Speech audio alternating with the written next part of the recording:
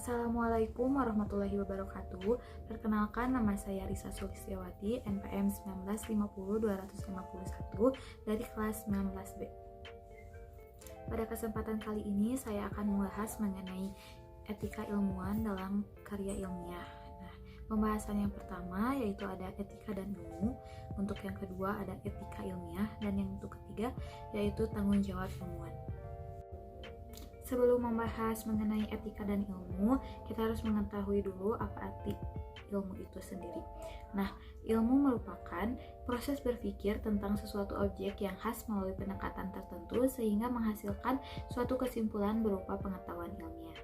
Nah, ilmiah di sini mengandung arti sistem dan struktur ilmu dapat dipertanggungjawabkan secara terbuka. Dengan kata lain, haruslah dilakukan penelitian.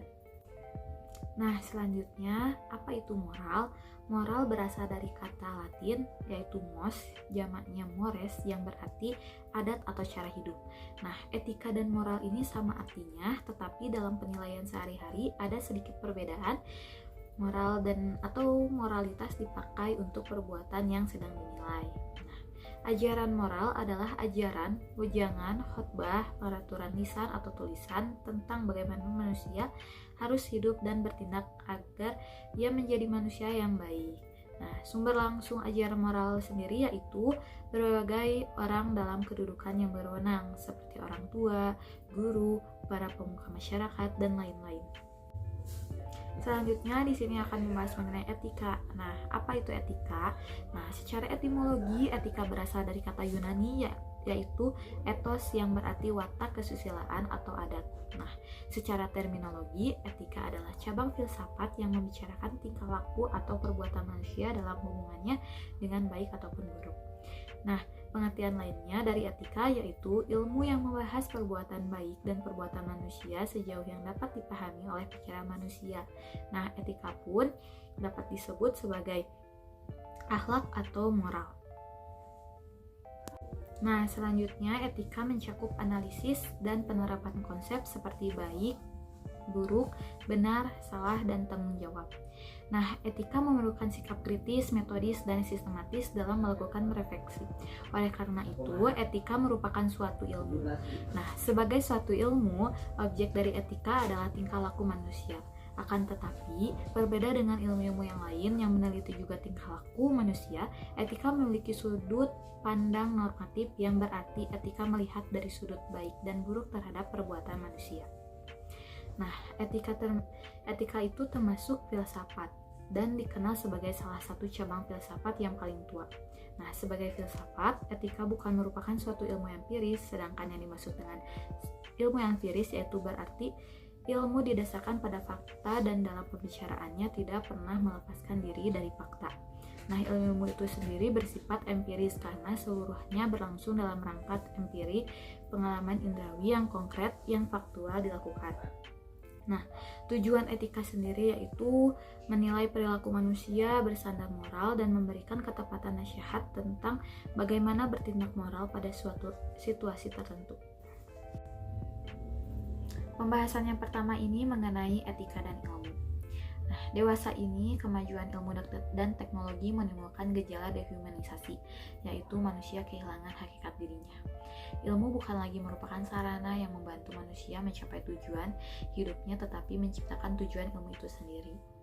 Schumacher dan dalam Wicaksono memberikan alternatif dalam penggunaan teknologi terapan yang humanis. Dalam hal ini, beliau menghendaki kesadaran masyarakat memilih teknologi yang tepat guna sesuai dengan budaya mereka. Nah, adanya dualisme dari ilmuwan terhadap akses ilmu dan teknologi ini terbagi menjadi dua, yaitu ada ilmu yang bersifat netral terhadap nilai-nilai baik ontologis maupun aksiologi. Nah, golongan ini melanjutkan tradisi era Galileo yaitu kenetralan ilmu secara total. Nah, yang kedua yaitu ada netralitas ilmu terhadap nilai-nilai hanya terbatas pada metafisik keilmuan saja. Sedangkan dalam penggunaannya, pemilihan objek penelitian kegiatan keilmuan harus berlandaskan asas-asas moral untuk kebaikan manusia tanpa merendahkan martabat atau mengubah hakikat kemanusiaan. Untuk pembahasan yang kedua mengenai etika ilmiah. Ilmu filsafat terbagi atas dua kelompok cabang, yaitu filsafat teoritis dan filsafat praktis. Kelompok pertama mempertanyakan segala sesuatu yang ada, sedangkan kelompok kedua membahas bagaimana manusia bersikap terhadap apa yang ada tersebut. Nah, filsafat teoritis ini mempertanyakan dan berusaha mencari jawaban tentang segala sesuatu, misalnya manusia, alam, hakikat realitas sebagai keseluruhan, tentang pengetahuan, tentang apa yang kita ketahui, dan lain-lain. Nah, dalam hal ini, filsafat teoritis pun mempunyai maksud dan berkaitan dengan hal-hal yang bersifat praktis, karena pemahaman yang dicari untuk menggerakkan kehidupan. Etika termasuk kelompok filsafat praktis. Rashidi 2011 menyatakan bahwa etika dibagi menjadi dua kelompok, yaitu ada etika umum dan etika khusus. Apa etika umum? Etika umum ini memiliki suatu pemikiran kritis dan mendasar tentang ajaran-ajaran dan pandangan-pandangan moral. Nah, etika ini berkaitan erat dengan berbagai masalah-masalah predikat nilai susila dan tidak susila, baik dan buruk. Sedangkan etika khusus merupakan bagaimana seseorang harus bertindak dalam bidang atau masalah tertentu, dan bidang itu perlu ditata agar mampu menunjang pencapaian kebaikan hidup manusia sebagai manusia. Suseno dalam Rashidi menyatakan bahwa etika khusus itu dibagi menjadi dua, yaitu etika individual dan etika sosial. Apa itu etika individual? Etika individual membahas kewajiban manusia terhadap diri sendiri dalam kaitannya dengan kedudukan manusia sebagai warga masyarakat. Sedangkan etika sosial yaitu membicarakan tentang kewajiban manusia sebagai anggota masyarakat atau umat manusia. Nah, jadi etika ilmiah merupakan nilai-nilai yang dipatuhi dan diikuti dalam dunia ilmiah dan penelitian. Nilai-nilai ilmiah dalam masyarakat perlu dibangun guna membenahi cara berpikir masyarakat, terutama dunia ilmiah. Para ahli membuat cara dalam melakukan penelitian secara ilmiah menggunakan nilai-nilai yang berkarakter. Untuk membangun karakter dalam melakukan penelitian secara ilmiah, menurut Suharjana terbagi atas 5, yaitu yang pertama ada trustworthy, yang terdiri atas kejujuran, loyalitas tinggi, menepati janji, memiliki integritas, dan lain-lain. Yang kedua yaitu menghormati orang lain, di mana selalu mementingkan kepentingan umum dibandingkan kepentingan diri pribadi, selalu menerima saran dan masukan serta tidak menganggap dirinya paling benar. Yang ketiga yaitu bertanggung jawab. Nah, bertanggung jawab segala hal yang dilakukan harus dipertanggungjawabkan, selalu berpikir dalam bertindak. Yang keempat yaitu adil, selalu terbuka dan tidak memihak suatu golongan atau memiliki sikap empati terhadap sesama. Yang kelima yaitu cinta dan perhatian, yaitu yang selalu menolong orang lain, tidak egois dan sensitif serta kasar terhadap orang lain.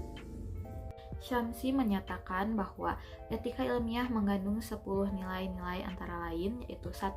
Kejujuran, yang kedua objektivitas, yang ketiga integritas, yang keempat kehati-hatian, yang kelima keterbukaan, yang keenam penghargaan properti intelektual, yang ketujuh respek terhadap kolega, yang kedelapan kerahasiaan, yang kesembilan kepatuhan hukum, dan yang kesepuluh yaitu perlindungan subjek atau responden penelitian. Rashidi menyatakan bahwa sikap ilmiah yang perlu dimiliki oleh para ilmuwan sedikitnya ada 6, yaitu tidak ada rasa pamrih. Nah, merupakan sikap yang mengarah pada bagaimana cara mencapai pengetahuan ilmiah yang objektif dan menghilangkan pamrih.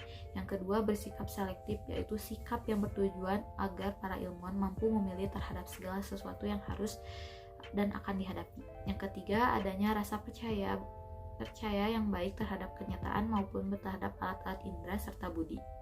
Yang keempat, adanya sikap yang berdasar pada suatu kepercayaan dan merasa pasti bahwa setiap pendapat atau teori yang terdahulu telah mencapai kepastian atau terdapat kebenaran. Yang kelima yaitu adanya suatu kegiatan rutin. Yang keenam yaitu memiliki sikap etis atau akhlak yang selalu terdorong untuk mengembangkan ilmu pengetahuan, untuk memajukan ilmu pengetahuan, dan untuk kemaslahatan umat manusia yang memperhatikan lingkungan alam sekitar. Nah, selanjutnya kita akan membahas mengenai pembahasan yang ketiga, yaitu tanggung jawab ilmuwan. Nah, tanggung jawab ilmuwan ini dibagi menjadi 2, yaitu ada tanggung jawab segi profesional dan tanggung jawab segi moral. Nah, untuk tanggung jawab segi profesional adalah dalam kaitan epistemologi, mencakup asas kebenaran, kejujuran tanpa kepentingan langsung, menyadarkan kepada kekuatan argumentasi, rasional, objektif, kritis, terbuka, pragmatis, dan netral dari nilai-nilai yang bersifat dogmatis dalam mentafsirkan hakikat realitas.